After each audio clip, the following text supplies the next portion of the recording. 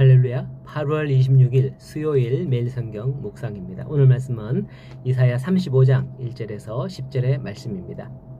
지난주 제가 휴가로 서울에 갔었거든요. 지난 주일에 우리 못 뵀잖아요. 휴가로 서울에 가 있을 때 남부 지역에는 태풍의 영향으로 비가 엄청 왔다는 뉴스를 봤습니다. 아시다시피 거제도의 피해가 가장 많았었는데요. 연일 나오는 뉴스를 보니까 정말 말도 안 되게 피해를 많이 입었다고 하더라고요. 그렇게 피해를 입으면 복구하는데 엄청 어려움이 있죠. 부디 추석 전까지 다 피해 복구가 마무리되었으면 좋겠는데 그렇게 우리가 기도하고 그렇게 힘써야 되겠습니다. 도움을 드리지 못해서 정말 죄송하지만은 그러한 마음이라도 있습니다. 자, 이처럼 세상은 피해를 입으면 그것을 복구하는데 엄청난 시간과 노력이 필요하죠. 그런데 오늘 35장의 말씀에 보면 하나님의 심판은 어떨까요? 34장에서 에돔으로 상징되는 악한 세상에 대한 하나님의 종말론적인 심판에 대해서 예언했다면 35장에서는 심판이 시행된 후에 새로운 세상이 도래할 것을 예언하고 있죠. 언제 그런 심판이 있었느냐 하는 듯 완전히 회복되는 것을 예언하고 노래하는 걸 볼 수 있습니다.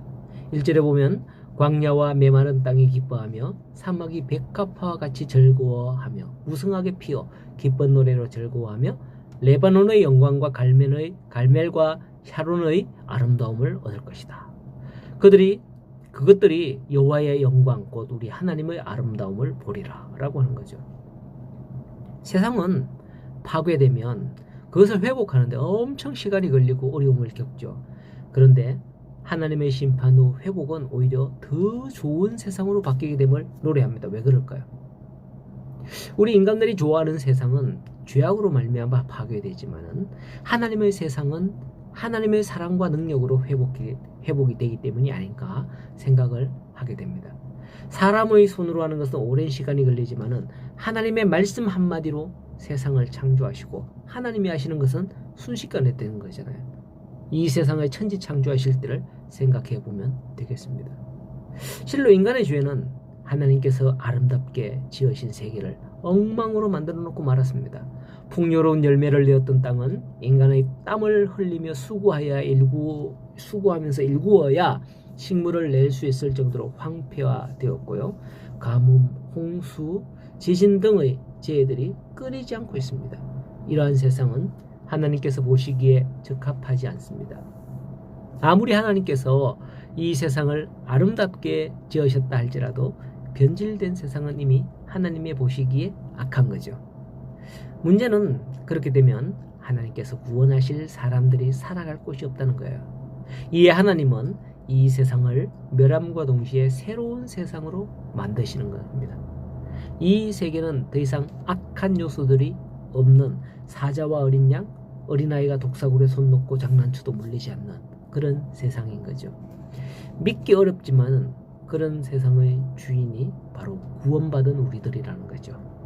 오늘 말씀 9절에 그 기에는 사자가 없고 사나운 짐승이 그리로 올라오지 아니하며 그것을 만나지 못하겠고 오직 구속함을 받은 자만 그리로 행할 것이다 라고 하는 거죠. 이 같은 소망의 말씀은 험난한 세상 가운데 살아가는 우리 성도들에게 참으로 힘이 됩니다. 장차 들어갈 천국을 꿈꾸게 하는 거죠. 여기 나오는 사나운 짐승은 사실 단순히 사자 같은 어떤 그런 짐승을 의미하는 게 아닙니다. 바로 우리의 구원을 위협하는 사탄을 의미하는 거죠. 베드로전서 5장에 보면 지금 이 세상은 사탄이 우는 사자와 같이 삼킬 자를 두루 찾고 있다라고 하거든요. 그런데 하나님이 새롭게 하실 세상에는 사나운 짐승 곧 사탄이 더 이상 성도를 해하지 못할 것이다 말씀하는 겁니다. 그러므로 오늘을 살면서 하나님이 말씀하신 이러한 세상을 꿈꾸고 생각할 때에 하나님이 장차 주실 은혜를 감사하며 좌로나 우로나 치우침 없이 신앙의 길을 갈 수 있을 겁니다. 이 꿈과 소망을 가지고 믿음으로 나아가는 오늘 우리 모든 성도님들 되기를 간절히 소원하고 축복합니다.